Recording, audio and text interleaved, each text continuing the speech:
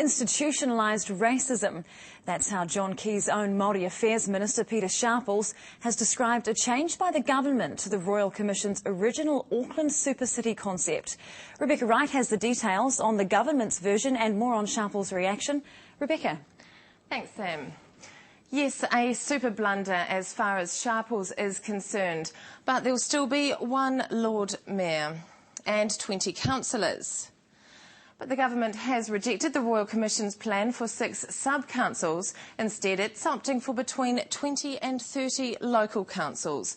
And that's to answer concerns that the Supercity proposal was taking the local out of local council.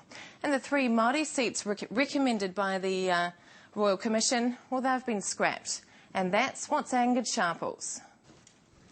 While John Key and Rodney Hyde were in Auckland championing greater representation for all, Maori Affairs Minister Pita Sharples was in Parliament fuming.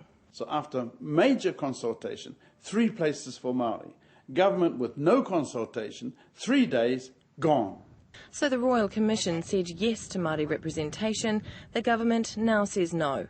Local iwi Ngāti Whātua says they're shocked. It's a complete disregard of the Treaty of Waitangi. It's a disregard of the local relationships that we have established here with the Auckland City Council, from day one when we gifted over 20,000 acres of land to establish this city. Key says they'll have to agree to disagree. I'm not at all convinced that just because you have 3 seats sitting on a wider council of 23 councillors, including the Mayor, that actually gives you a voice. But Sharples believes the voice he represents will be lost. It's definitely a sort of inherent, sort of institutionalised racism. It's basically sit down Māori and shut up, setting us back another 50, 60, 70 years.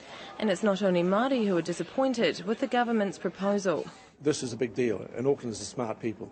They better start realising right now that unless they have a say, and a say in the next week, that they will lose out enormously on the future. So what will its replacement look like? 20 councillors and 1 mayor will be in charge of $28 billion worth of assets. The 20 to 30 local boards will oversee issues like parks, dog control and graffiti. But they won't be able to raise their own revenue or hire staff, nor control resource consents. It's just a shallow, hollow marketing ploy, really. Come to the largest city, Polynesian city in the world, the first city of the Pacific. There's no Māori voice there. It seems there's super resistance to the Supercity, with Māori mayors and one of the government's own ministers all voicing angry opposition. It's safe to say the sun hasn't set on this issue just yet. So today's announcement appears to have raised more questions than it's answered on the issue of representation. But those who are planning action will have to get organised fast. Key wants the structure in place in time for the next scheduled elections in October 2010.